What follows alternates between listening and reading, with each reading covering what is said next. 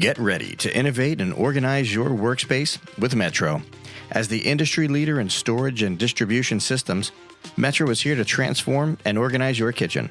With their premium solutions, you'll experience the Metro difference. Metro's sturdy and versatile shelving units, workstations, holding cabinets, and utility carts are designed to streamline operations and maximize your productivity. Don't settle for imitators. Metro products last longer and offer unparalleled quality and durability. Plus, the many customization options ensure that your space is tailored to your unique needs. Hey, we use them here at Walk and Talk. Say goodbye to chaos and hello to order with Metro Shelving. Visit their website or contact them today to start designing your perfect space. Metro Shelving, your partner in organization and efficiency.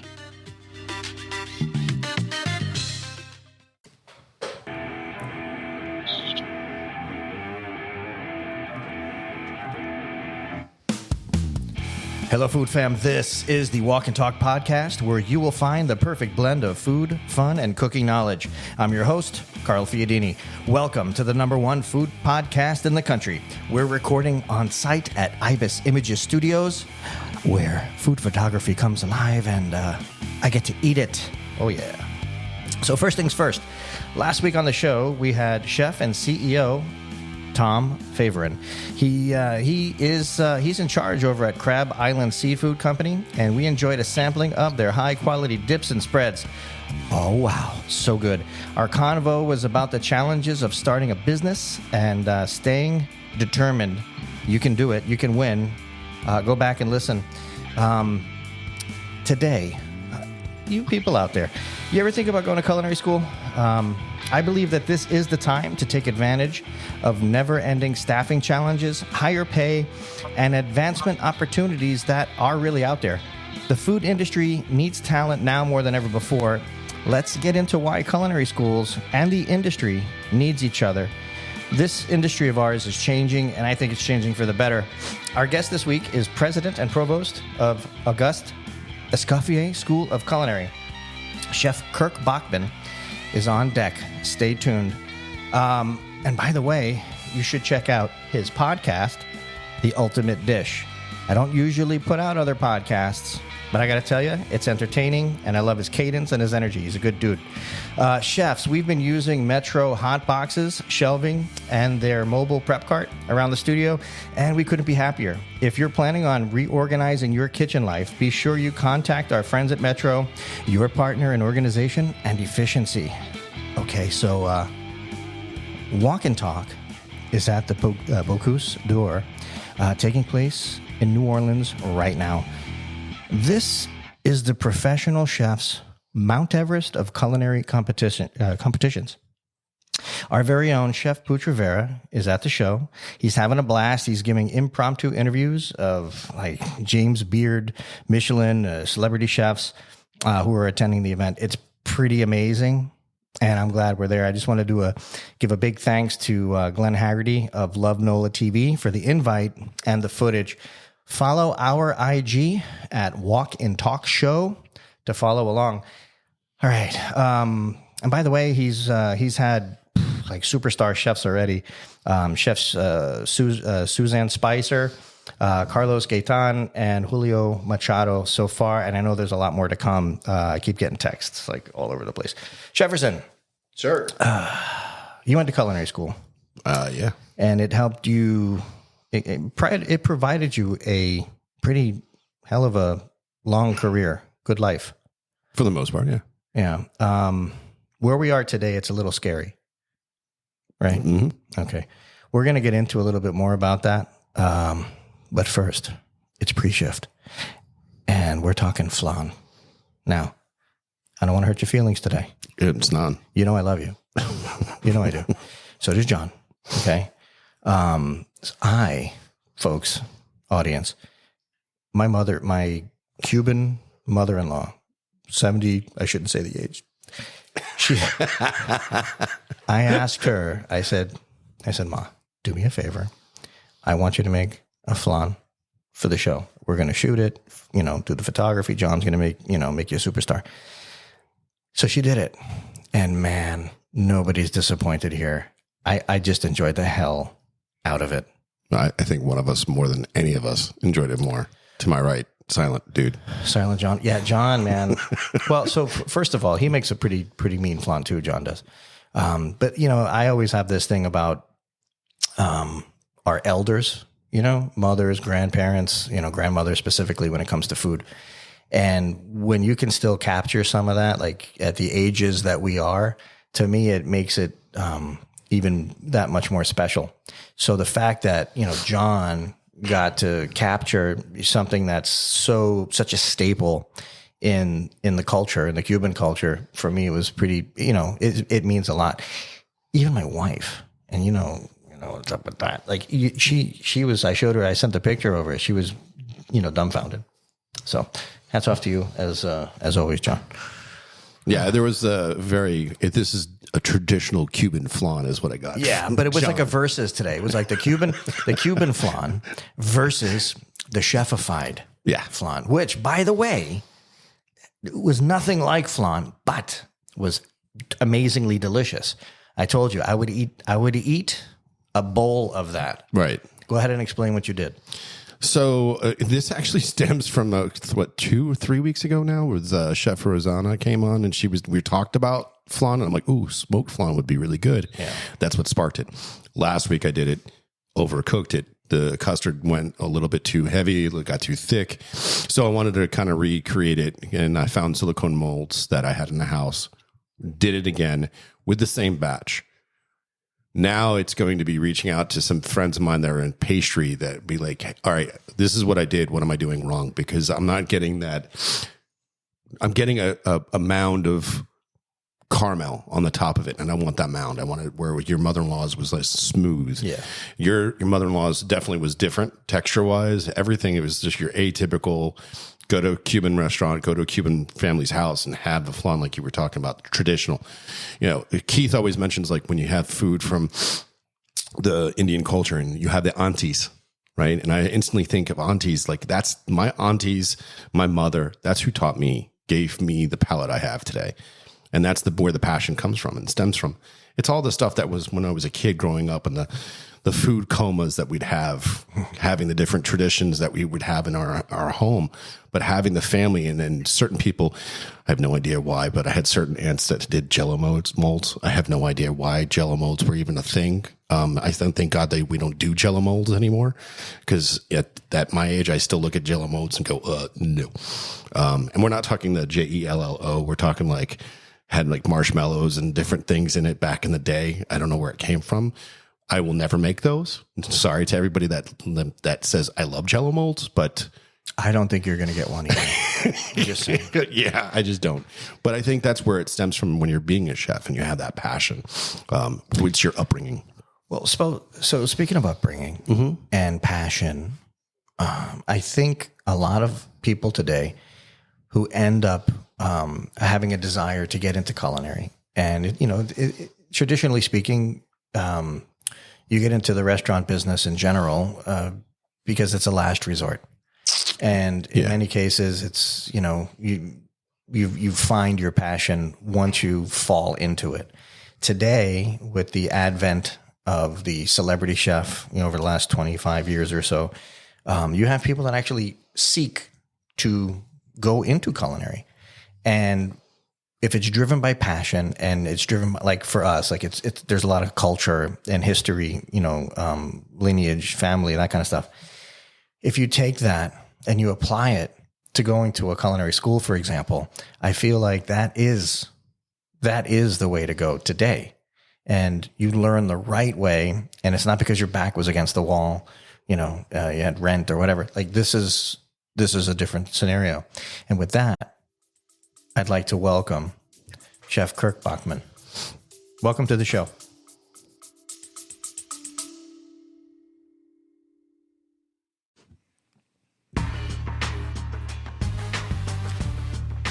Walk and Talk podcast, now sweetened by Noble Citrus.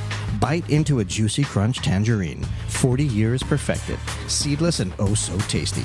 Or savor a starburst pomelo, the giant citrus with a unique zing. Don't miss autumn honey tangerines, big and easy to peel. Noble. Generations of citrus expertise delivering exceptional flavor year-round. Taste the difference with Noble Citrus.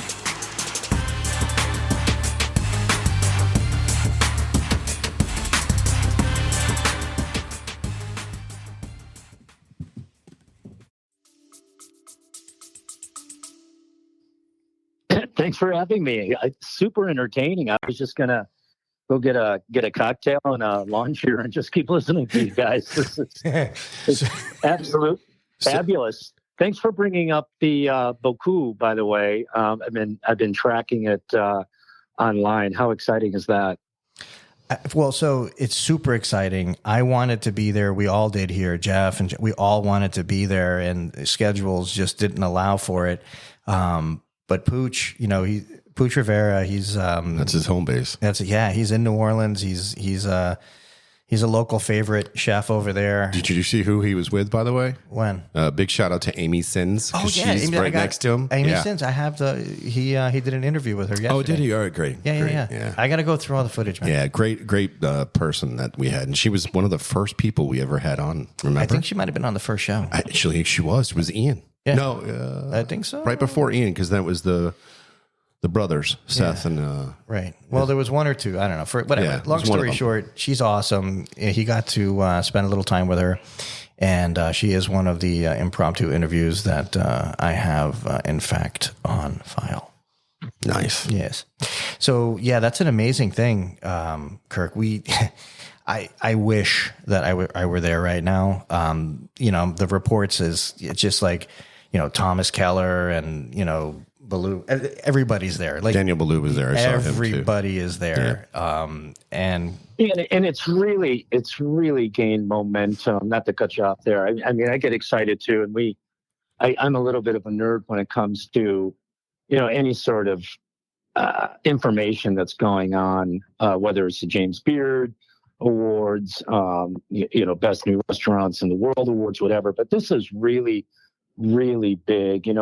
We're probably going to talk about grit a little bit today, but when I get up in front of students and I talk about what these candidates put themselves through to achieve that podium, it's absolutely fantastic. Speaking of podiums, if I could, I think when we first connected, I told you I was in a really, really good mood. I had a great night. I don't know if you guys have kids. I got 4 kids, 3 girls and a boy. And, my entire life, I have coached my son in something. First it was soccer. That's the easiest stuff, right? And no offense. No offense to anybody out there. The easiest stuff. Well, he wasn't good at that, let's just say. Then I coached him for years in basketball, right? But baseball is his thing, right? That's his jam. He's 13 years old, about to go into high school, and I coached him all the way through. And it hit me last night. The good guys won last night, 17-7. It was unreal. 14 hits. We never have 14 hits in a little league ball game. So, I was already emotional because we've only got 1 game left, and that's it. And it hit me that I'm not coaching anymore. He's already playing with the local high school. They don't want me on the field. And then to top it all off, we win the game last night. It's a great game. And one of the kids, one of his buddies who I'd coached, I don't know, maybe 5 or 6 years, a real quiet kid, not a talented kid, but a really good kid. And he just comes over to me and says, "This was my last game, coach. And I just want to thank you for the last several years." I didn't know whether to hug him. Can't do that. But I didn't know whether I wanted to hug him or cry. But it really hit me. But then I get on the call with you guys today, and there's nothing that can upset me today. I was in such a good mood. I'm a little emotional about walking away from coaching, but we're going to talk about grit, and we're going to talk about culinary school today, so that'll keep me going. Well, first off, congratulations on that. And to your boy, yeah. And, there's kids. We have kids here, children, and at the end of the day, it's hard to watch them grow up and let go. But if you were coaching, the same as there's teaching going on, and it kind of ties together. And you have to let your students go at some point too. Same sort of a feel. So why don't you take take a minute and give the airplane view of who you are, where you came from, and how you landed the top role over at the school? Yeah. So appreciative. And from a place of humility, but more than anything of pride. I've always, I'll tell you a funny story when we get to it, but I just grew up the son of a baker, fourth generation. My father's the way they do it in Germany. He has what's called his Meisterbrief, so he's a master baker, and things are a little different in Europe.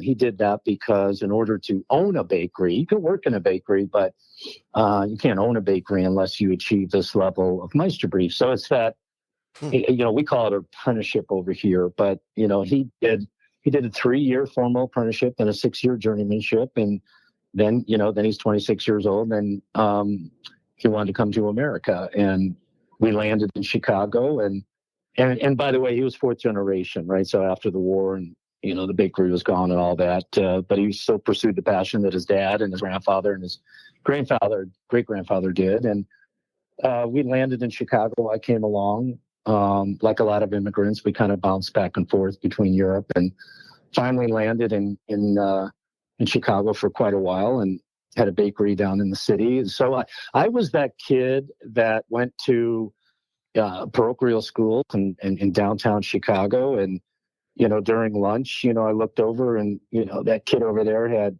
bologna on white bread, and that kid over there had leftover pizza from the night before, and then I looked down at my lunch, and I had liverwurst on rye bread that had been made that morning, and with mustard and onions, and a beautiful slice of Black Forest tort. And at the time I was like, God, I just want the Cheetos and the bologna sandwich. But man, I'm so thankful that they kept sending me to school with those kind of desserts and stuff. I didn't realize it then. Kirk, were you trading? Then were you trading that the Black Forest? Yeah, for the Cheetos all the time.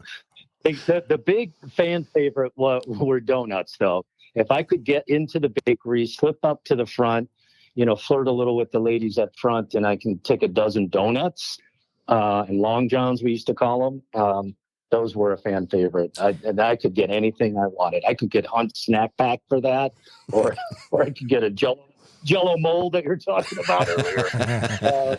Kirk, I was a popular kid, man. Show up with the sweets, and Kirk, when you look at your father and the baking aspect, when you were kind of finding yourself coming to that path of cooking, was baking, kind of something you wanted to embrace, or is that you kind of went the other way? I enjoyed it, but I was at the bottom of the totem pole, as they say, bottom of the ladder, right? So and I was young when I was doing things in the bakery.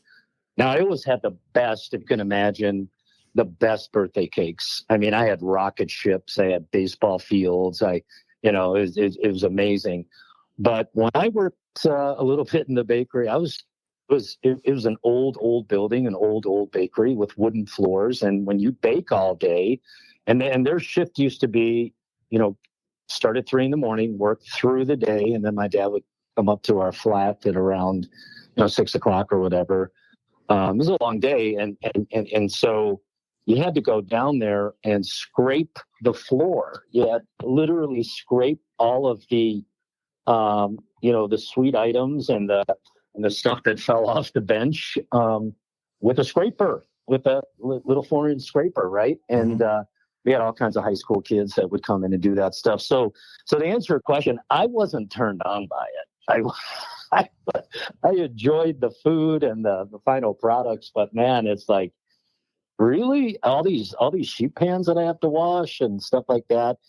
But I will tell you that shortly thereafter, I was going into high school, and we relocated to Colorado. My family bought a hotel and a restaurant, and that's where it all kind of just came together for me in a different way.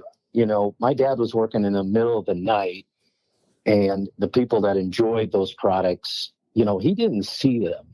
But in the restaurant business, when we were, cranking stuff off the line, and that sense of satisfaction that you would see in a customer's face when you put a beautiful meal in front of them. That's when I started thinking, maybe I'm not going to play for the Cubs, but I could maybe do this. I could do this. I was just like anybody else. I wanted to play MLB. Well, what was your position? Center field. Okay. Yeah, I like second base, short. I didn't mind center. I tell you what, you get older, I want to get out there so bad, but I'm like, you know what? It is not absolutely 0% worth popping a hamstring or an Achilles. Not at your age. No, man, forget about it. That's why you coach. That's why you move into coaching. That's why you coach. See, there you go. So let's talk about the similarities between professional technical skills and the differences of, how you would learn through an online application. And I kind of just jumped ahead a little bit, but I kind of want to set the stage to what this is. And, it's the largest online culinary school around. Am I wrong? No.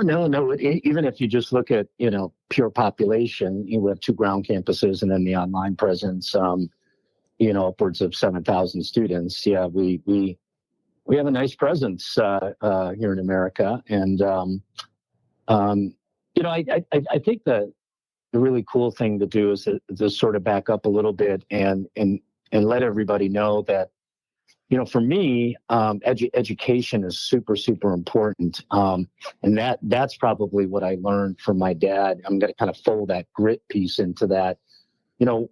Grit on the baseball field with these young kids is about, I need you to slide. You can't just run the second base. You got to slide. Get dirty. You got to slide. And you got to get dirty. You got to get under the tag.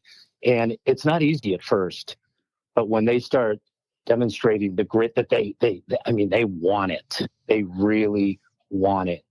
It's the same thing. It's the same thing in our industry. I went to the University of Oregon, tried to play baseball there for a bit. It was really important to my family that I got an education. And then, and if you ask my dad today, he's 88, if you would call him up right now and say, hey, what did Kirk study in college? He'd have no idea.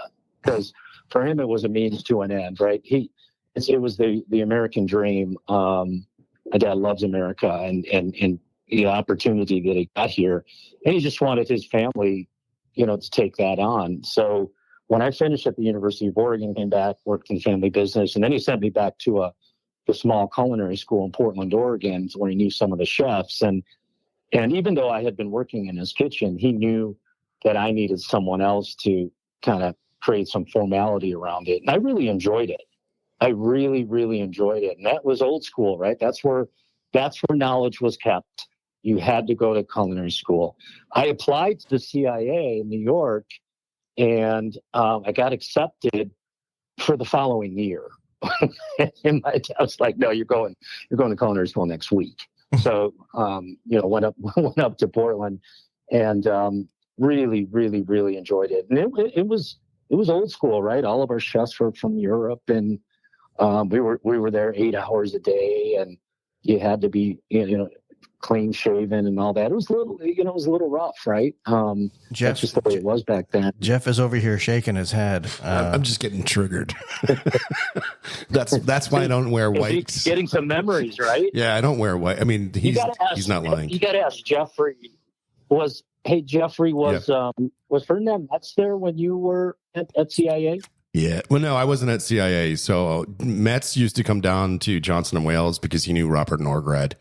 And Robert was a dear, huge culinarian for me in my past, because it was just an honor to have. So Robert Norgrad was actually one of the first American chefs that was a master chef. His story, Chef, do you know his story, Robert Norgrad? Of how he became a chef. No. So one day I'm sitting in quantitative and he sits next to me and he speaks all these different languages. Obviously he's from Austria. And I sat down and I asked him, I said, so how did you become a chef? And he goes, in Auschwitz, only the people that cooked got to eat. And I just stood there for a second, like, what did he just say? And then he made a joke about it afterwards. And I'm like, no, being Jewish myself and having studied that world history part, I was amazed that I met somebody who survived it. And out of that, from the ashes, he became a chef and then the first master chef. He was an amazing individual. So yeah, Ferdinand used to go down and talk to him a lot. So I met Ferdinand. Yeah. Great story. Yeah. Shivers. So coming back to, going to culinary school myself and really enjoying it, being able to apply, what I learned in the business then, for quite some time. For me, it became about the education. Working alongside my father, coming back to the grit piece. I got to tell you, and I'm sure that you guys love to talk about unreasonable hospitality, but it was about customer service. It was grit. It was about creating a positive environment in that restaurant. The customer drove everything. If a customer didn't like a meal, there was no conversation. It was, we get the customer something that they want, right? 100%. But the most interesting thing, working alongside my father for years were some of the intangibles that I just never even thought about. He'd come up out of nowhere and basically just say, so what are you going to do in this thick German accent if the ice machine breaks down? Like out of nowhere, service is in 15 minutes. What are you going to do if the ice machine breaks down? And I probably had some, smarty pants answers back then. Of course you did. Like, I don't know, Dad, I would call you. I don't know. Right. But I don't care if you go to school online or you go to school in person or you do an apprenticeship. I'm just such a big fan of trying harder and thinking outside of the box and grit. But I will say that almost every day, I sit on the Boulder, Colorado campus, but I manage the online population through here. But I have the luxury of all the kitchens here, so I can go talk to the chef instructors all the time. And what's really changed, I know I'm jumping back and forth, but what's really, really changed is that our students are really smart and they know what they want and they like immediate gratification. I was listening to one of your earlier episodes and the whole conversation around social media came up, and it's super, super interesting how our students connect to us with and through social media. So it used to be, like I said, when I went to culinary school, you had to go because that's where knowledge was kept. But not today. I just encourage our teachers to be facilitators of knowledge. Just flip the classroom, right? Listen to your students, give them assignments and that sort of stuff, but listen to them, listen to stories of their heritage and, the flan stories, from their grandparents and stuff like that. That's where we are today. So it is an exciting time. My population in Colorado and in Austin has gotten really young, really, really young, with a huge emphasis on pastry. A lot of people really, really interested in pastry. But this younger population knows exactly what they want and how they want to do it. How wrong was I in my opening monologue when I say that the industry needs the creatives? They need young blood, energy, because I feel there's just this void of talent. And I don't mean talented. I just mean personnel. Yeah, I think I'm an optimist, and I talk to as many restaurateurs as I can here.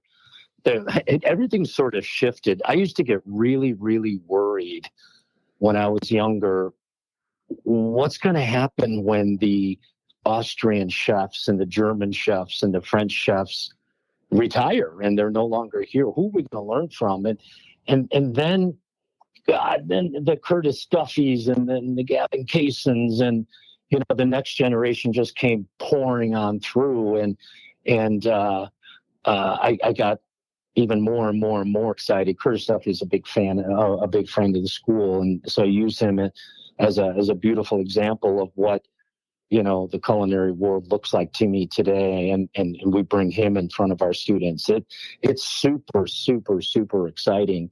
I think the industry, like when I talk to some restaurateurs here, they're excited about the fact that they can do more for their employees in terms of wages and benefits and things like that, but they have to do more with fewer because they can't afford to have the massive staffs that they used to have. Remember the days in the restaurant business where you'd bring your staff at 5 o'clock was a little different than the staff at 7, right? So if you got hit with a rush and it took you, from 5 to 7:30, everybody stayed. But if for some reason, people decided to go do something else and you didn't get that second rush, you just cut people loose, right?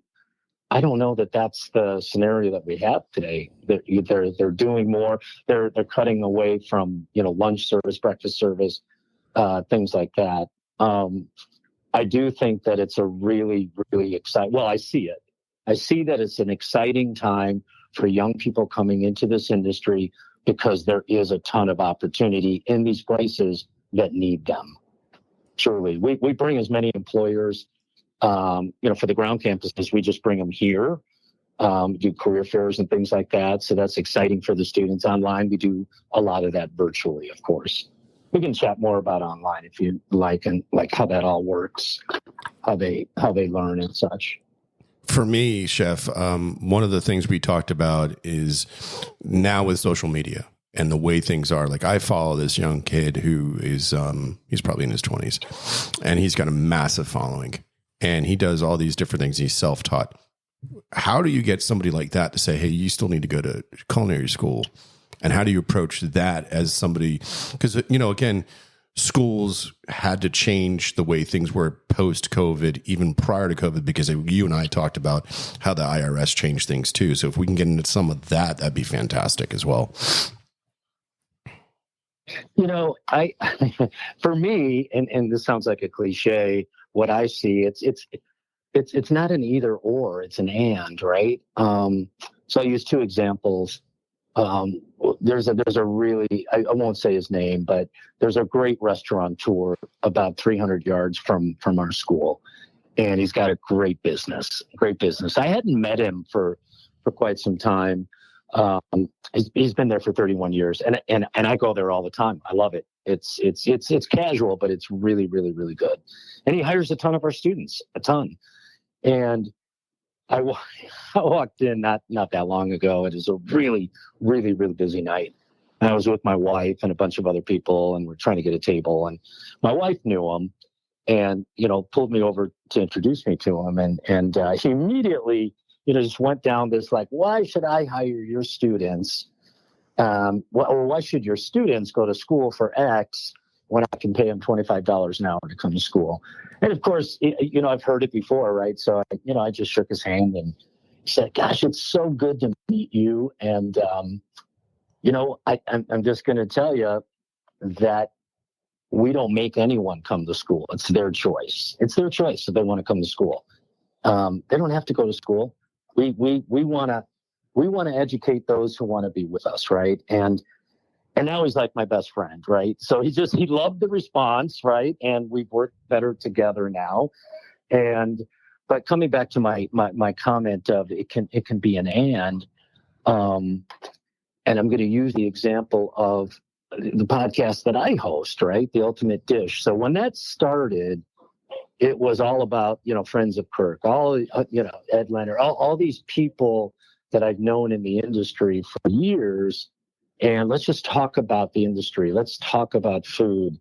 He will nod, or let's talk about what you've done in your career and all of that stuff, right? And my marketing team, maybe half a year in, started really focusing on, and I'm sorry, some kids are pounding in the pastry lab next door there. Hopefully that's not too loud. But it's real. I mean, I got 20 pastry kids right around the corner here, but it's character, man. We love it. and they walk by and they see I've got a big sign on there that says I'm on a podcast. I'll be there in a minute, because they just walked into I sit in kind of a glass bowl, but I have to be honest with you guys. I didn't know about what they call influencers on social media, on Instagram. I like Instagram for sports, right? I like following, Deion Sanders and Michael Jordan and seeing how my teams are doing. But then all of a sudden, Gabby Dalkin and Danielle Sespi and Dan Grossi Pelosi, you probably know. Daphne Oz. These people have unbelievable followings, and they're influencers, and they may not have gone to culinary school, but they have one thing in common with all of us. They have a passion for cooking, and they love the craft. They freaking love the craft. So for me, those have been some of the best conversations that I've had on my show with people who, they're not pretentious. We're not necessarily talking about ACF medals, but we are talking about really, really, really cool dishes, right? So, I think Escoffier, and I hate it when I get too far into the marketing stuff, but I think Escoffier uses social media as a way, to connect our students and our instructors and our fans and our families and our followers and whomever with the authentic Escoffier. So we have a studio in Chicago where we do all of our formal content for the program. It's pretty sophisticated. It's pretty cool, actually. But for social media, they want student work. They don't want anything that's staged. They want everything that's genuine, authentic, organic, as they say. So I spend a good part of my day, cruising around the classrooms and just getting the students to laugh and talk and tell me what they're working on and, that sort of thing. I've given you way too much of an answer for a simple question. I apologize. It's not that really simple. I mean, it's one of those are the things, the basis for the industry that we need to change. I mean, 25, 30 years ago, I was, a server, then I got into the kitchen, and it was Patrick Utter from Shenanigans in Hollywood that said to me, if I had the opportunity to go to culinary school and you have it, because Miami was just opening up for Johnson and Wales, I would go there. And it was him that was the one that kind of mentored me to take that ship and then take that lighthouse to cruise on over to being in the industry. But I'd already been doing it for 12 years. So when I went in during the weekends. So I worked the 5 days a week, actually 6 days a week in the industry. I had 2 jobs during the week, 1 and 2 during the weekend. And I went Saturday and Sundays for 12 hours. And, you talk about the grit. You talk about the difference of wanting to be there and having to be there. Most of the people in my class, because we were the weekend, we had 250 that started out. I think we graduated with only 12. So, oh wow, those 12 people had grit. Look, Chef, what is it that it's hard. I wish I could jar it, right? I wish I could can it, but you said it perfectly. Wanting and having to be there. That feeling, that rush when the wheel is full, right? The past is just madness, right? But some people, those who have grit, that's when they kick in. They kick in, and others, it's not for them. It's like any sport, though, or any field, right? Not everyone can, step up to the next level.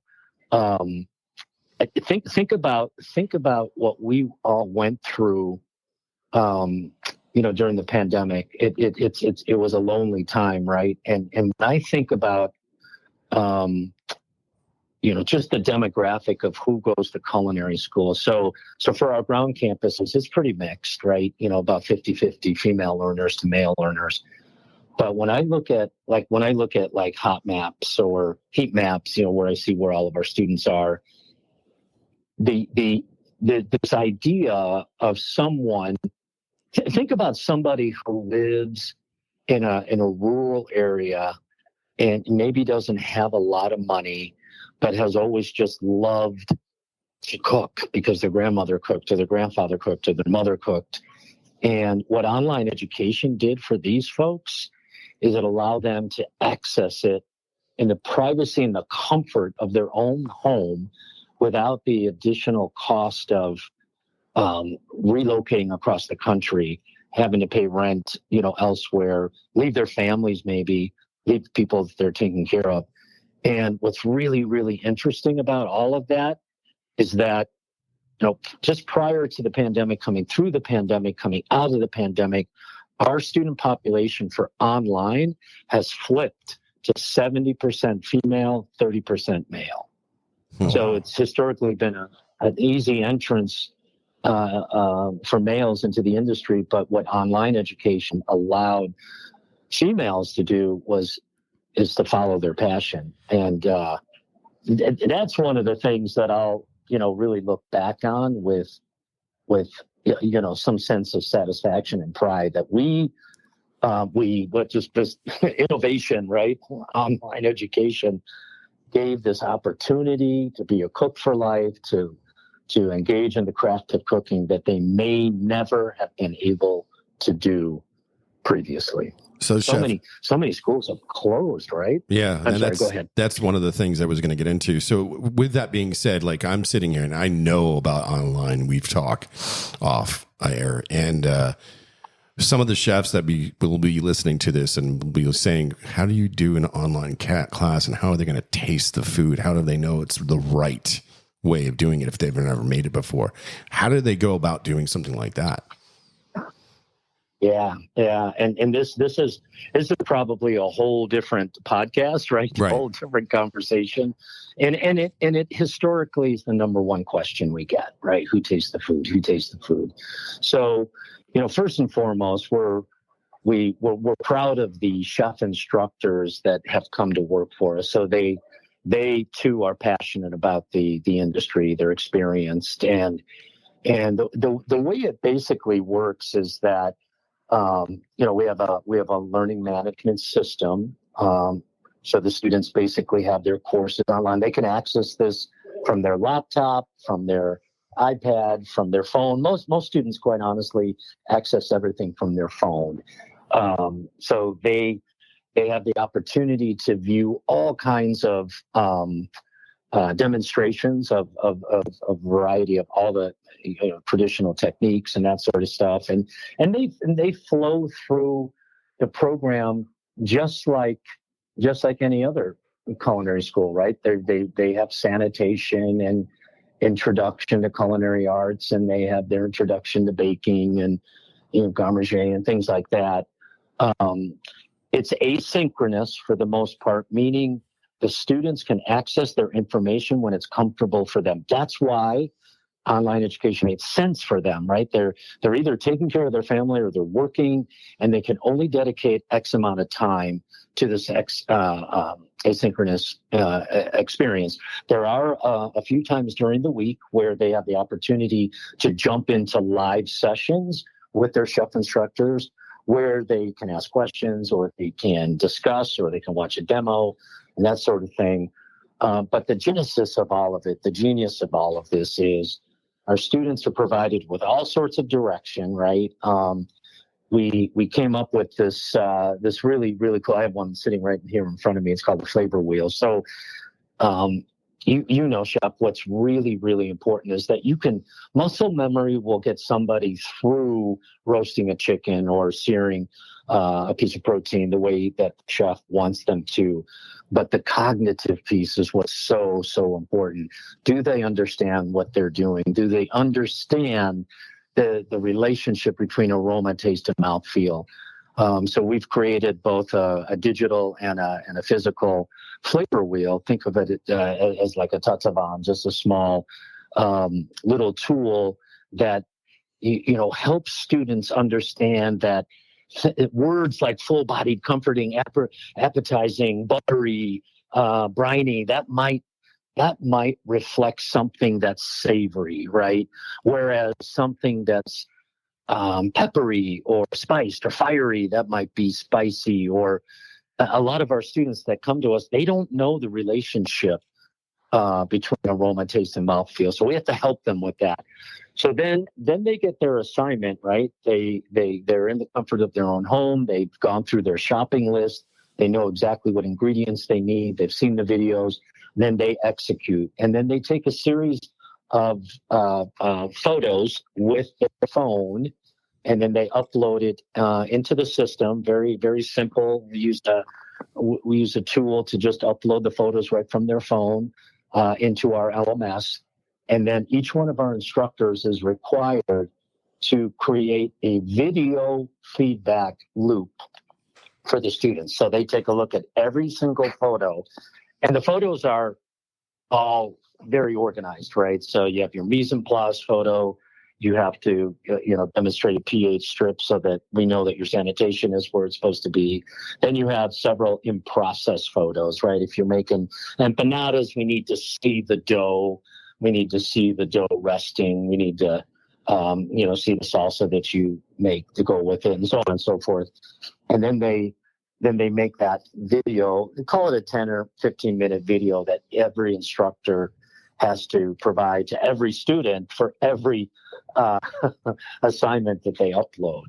So to answer the question of who tastes the food, the student tastes the food. So the student does all of that. They do the cooking, and then they have to provide a narrative. They have to be able to explain to the instructor what's happening, and good, bad, and ugly, right? So that the instructor can make that educated assessment on whether or not the student is grasping the concept that they're being taught or have the opportunity to be taught. So that's basically how it works.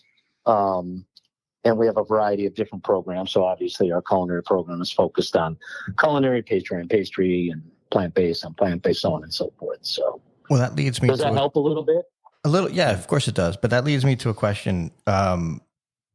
So you plant-based and farm to table, what sort of what data shows what students are most interested in? Do you have, what brings them to the school most? Is it because, right now plant-based, food is trending, or is it because somebody, wants to learn, traditional or classically trained, culinary arts? Like what is it that's bringing them in? Yeah, by far the most popular program is our culinary arts and operations program. That's our, our basic culinary arts program. Pastry arts would be, second to that. The programs like plant-based and food entrepreneurship and holistic wellness, they're more boutique programs.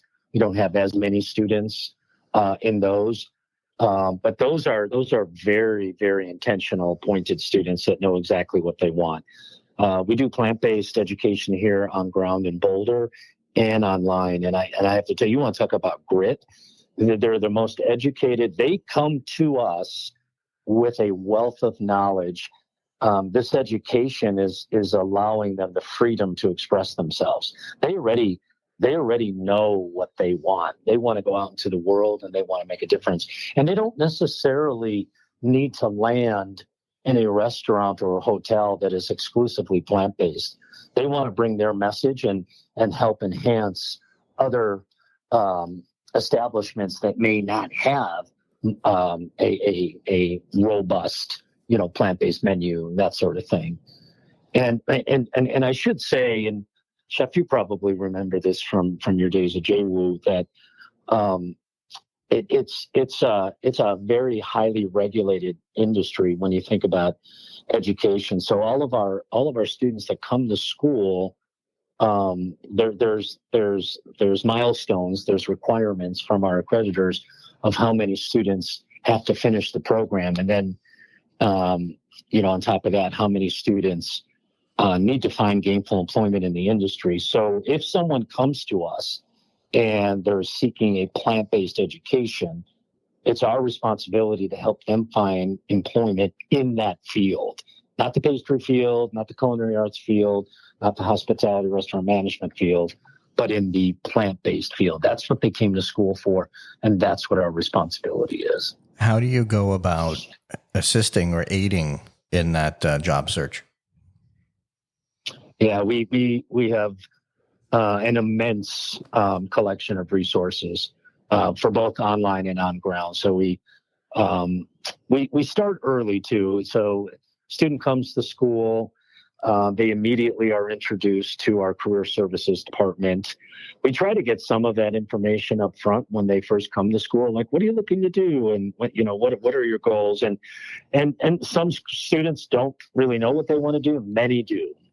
I want to open up a food truck. I want to, work for Curtis Duffy. I want to go to New York. I want to go to Germany, whatever it is. And then we work together with the student. We don't hand them like their path. They work with us on their path. So it's a lot of conversations. It's a lot of interaction.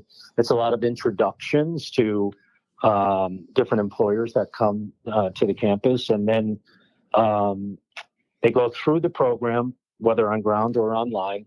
And everyone, even the online students, have to complete an externship at the end of their program, meaning that they have to go to a physical establishment and execute X amount of hours to complete the entire program. More times than not, we try to help students land in an externship at a very attractive place to them, a place where they may want to stay. And a high percentage of our students actually convert from their externship site to their first, real job in the industry. What I think is interesting is how the legacy continues with the great grandson, Michael Escoffier, and he's, an active board member or on the advisory board, I should say. How does that play into all of this? Yeah. So, and thanks for bringing that up. He's not only, a legacy, but Michelle is, he's a friend. He's very, very active. He just turned 80 in March. I talked to him last night. He spends his time, he shares his time between Nice. And Nice is about 10 kilometers from Villers-le-Bel, which is the tiny little town where Auguste Escoffier was born and raised. And so he... Kirk, he participates. I have to stop you. Okay. Because as you can tell, okay, from our previous conversation offline and now my French reading and pronunciation is horrible. Of course. So say that you have a different French version than what he just said. Absolutely. I absolutely do. But can you say the location again? Lulu? What was that? Villers-le-Bel. Okay. Wonderful. Villers-le-Bel. Yeah, I'll send it to you. Yeah, Villers-le-Bel. And it won't look anything like it's spelled. No, naturally. Yeah, it's a little scrambled. Yeah, it takes a minute, but yeah, Michelle is actively involved and the really cool thing is if you ever get to Villers-le-Bel, it's not tough. Direct flights from Denver to Frankfurt or to Paris, and then you can shoot down to the south of France. But the home that Auguste Escoffier grew up in for the last 50 years was turned into a museum by Michel and his family. And it's probably 4 or 5 stories high, and it's a collection, just name it. It's unbelievable. The original desk where Auguste wrote, some of the 6,000 recipes from Le Guy and La Repertoire de Cuisine. It's one of the main ones that he's known for. Le Repertoire de Cuisine. Sorry, Chef. Yeah. No, it's all there. And so, like, for example, in September, I will take a group of 13 or 14 or 15 employees of our company that, have, done outstanding work and were nominated by their peers. And, we'll spend a week down there. We'll dine, we'll hang with Michelle, we'll tour the museum. And So it's kind of it's a cool story.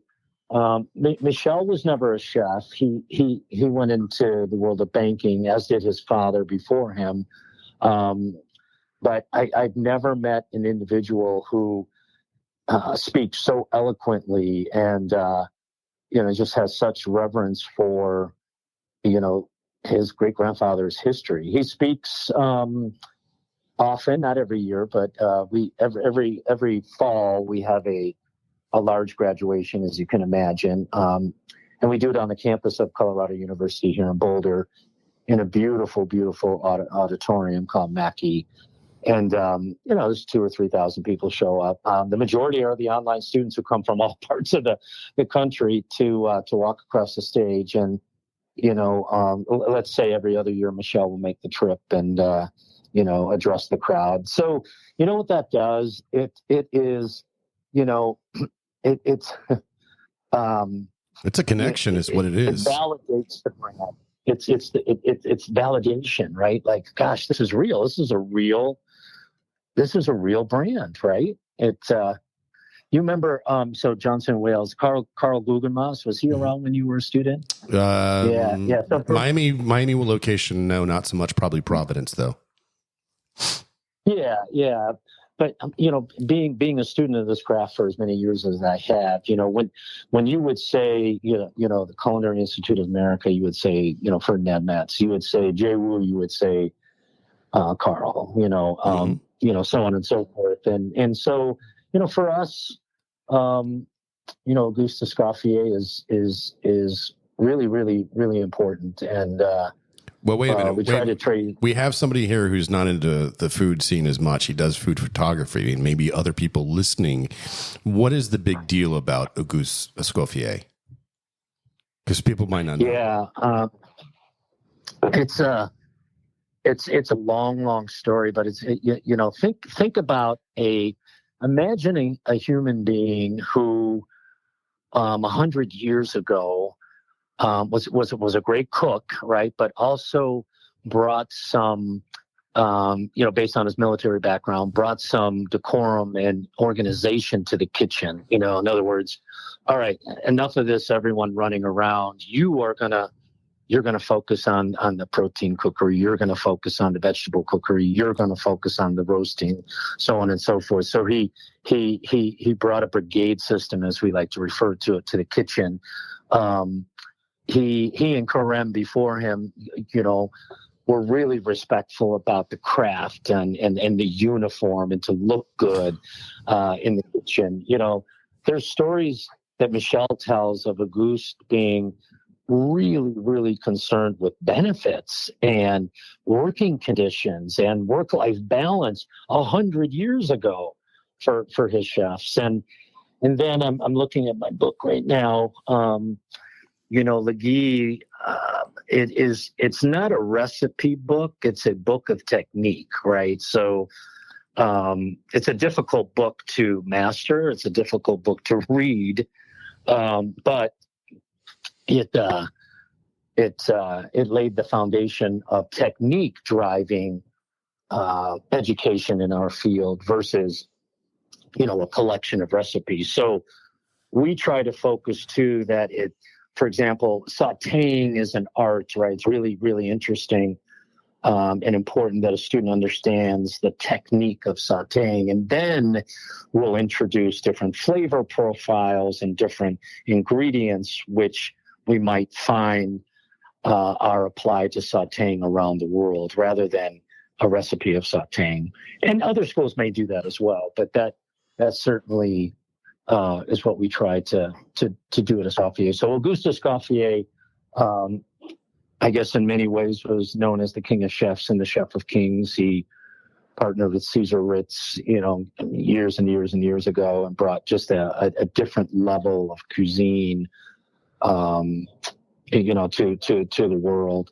We were in New York City in January for a big event at John George's place, where we inducted some folks into an organization that we call the Disciples of Escoffier. So it's a gourmand society, and Jean George comes to the event, and he sees Michelle, and they embrace and, say hello. They'd met before. And Jean-Georges has a copy of McGee that I don't even know how old it was. It was kind of held together with rubber bands. He had found it in France years and years earlier, right? And he brought it. It was really frail. The pages were fragile and yellow, and but Michelle signed it. And so I don't know if that shivers your spine like it does mine. A book that was written 100 years ago, still gets a chef with the reputation of Jean-Georges excited. That's Auguste Escoffier. That's what he does for our industry. Well, I think it kind of brings it full circle to what we were talking about in the beginning of the hour, where it's passion, and a lot of it comes from lineage, and a lot of it comes from the past. So when you're talking about Michelle Escoffier, and how there's a direct lineage to, for me, I appreciate that in 100 different ways. And I feel like students who are on the fence about, well, should I do such a thing? I want to go to school as a trade school. Do I want to be a chef? What do I want to be? I think, you find your passion, you take it, you look at this culinary school. It's prestigious. It has the lineage. Yes, that's what you want. Yeah, and I'll go one step further. So regular college, I went to regular college. I have degrees with that too. I was nowhere near as successful as I was in culinary school. I graduated second in my class, not the 12th. That was just the weekend program. So there was more. But there was like only 14. There were 3 people in your class. But it was different because, again, it posed that thing of being passionate. And I had that. That's where I was at 12 years old. I knew I wanted to become a chef. I just didn't know how to get there. There was Jacques Pepin, there was Julia Childs, there was the Galloping Gourmet, Graham Cure. That's who I watched. And then, in the 90s, we had Emerald come out, and he was the JW guy. So it's like, oh, cool. But I was already in the industry at that point. And it's ironic because you mentioned something about customer service, and, we mentioned different things. I have, ironically, yesterday, I just put out a blog about the Whining KitchenAid. And it's about culinary and people asking chefs why they should be going in the culinary field. And now I'm taking a look back and going, I'm so many more years are behind me that what's in front of me, what's left. So I have the 2 different perspectives. And it's really interesting because as we gain up in age, it's like, what's left for us to do? What's left for us to accomplish? And there's so much more still left in the tank, for me at least. And there's, mentoring is one of those too. Really well said. I love that you brought up Jacques Pepin. He said once that a great chef is first a great technician. If you're a jeweler or a surgeon or a cook, you have to know the trade in your hand. You have to learn the process. And again, for me, it's not an either or, it's an and. The grit, the passion, and all. Can I tell you? Do we have time for another story? I got to tell you the story. For you? Or are you gonna of course. Or are you going to cut me off? You can cut me off. No, John will cut you off. We won't. Somebody's standing over here with one of those umbrella hooks, and they're trying to put. It's like kaboom! But, Jeffrey, you're an ACF guy. Yeah. I have been, most of my life since 1988, and I'll never forget the day. I can't remember. I think it's when I achieved CWC, right? It used to be a little bit more difficult because you used to have to do these things in front of a certified chef, and it's changed over the years. But anyway, I'll never forget. I got that certificate, and I was really excited to show it to my dad, and my dad was making croissants or something, right? His apron was all dirty, and so I come over there and he looks at it and he doesn't say anything. And so I just take my certificate and I walk away. And a couple of hours later, maybe a day later, he pulls me over and he says, he says, "Congratulations on your certificate." I'm young, right? He's still baking, he's much older. And he says, "Congratulations. I just want you to remember one thing. All the pieces of paper in the world will never replace wanting to be a great cook for life." And I don't know if anyone has ever said that before. I've stolen his quote on many Instagram posts and different things like that. But back then, all he ever wanted me to aspire to was to be a great cook for life, right? You're not just dabbling in it. You're not just doing a summer job. Be a great cook for life. Let's do Anyway, this. I just wanted to share that. He was on my podcast too. Oh, that's cool. Really? Having his dad in, yeah. Here's what hold on, wait. Here's what I want to do. Say what your dad's name is, and then say the quote again. You got it. My father's name is Joseph Bachmann,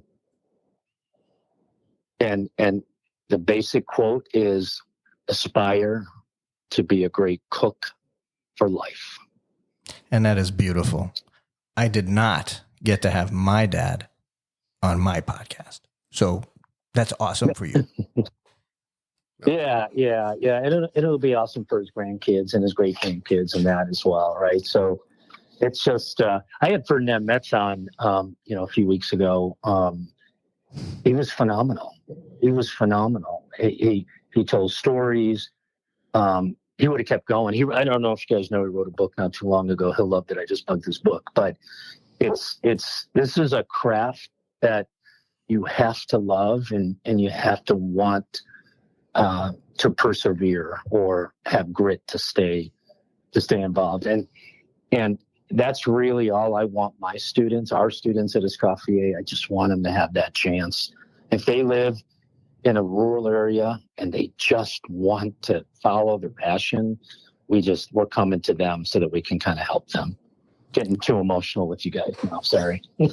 No, it's well, listen, life is emotion. Well, it's passion. It is. And it proves the point that when you have that much passion, you can then hopefully give part of that passion to the students. And being an instructor, you're also a mentor and you're also a coach and all these different things being in the school system. But you were first a chef, and it's just amazing the life you've done.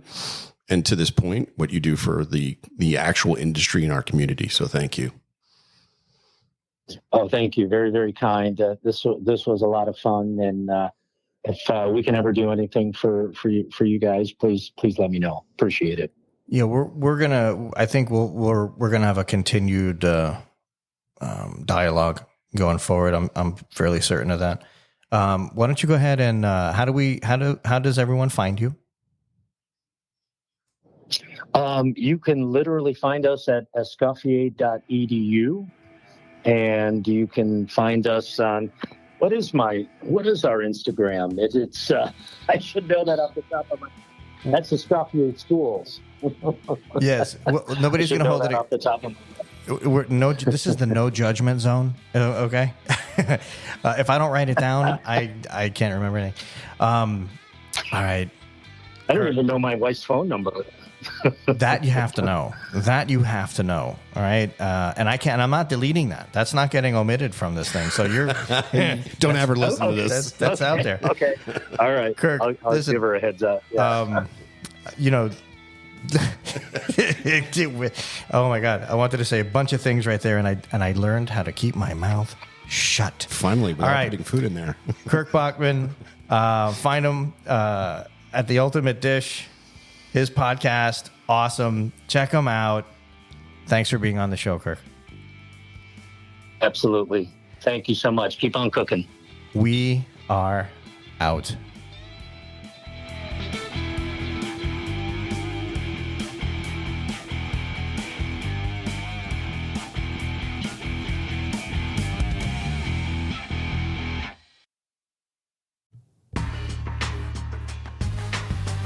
Let me tell you about my friends over at Citrus America and their amazing juicing equipment. They're revolutionizing the way you enjoy freshly squeezed juice. They're at the best hotels, restaurants, and markets. Their mission is simple: develop a unique consumer experience with on-premise juicing, deliver healthy taste options to clientele, and juice more faster. It's that easy. Citrus America supplies the highest quality juicing equipment and solutions in the industry. So whether you're a small business owner or a large corporation, Citrus America has the right juicing equipment for you. Find out more at citrusamerica.com.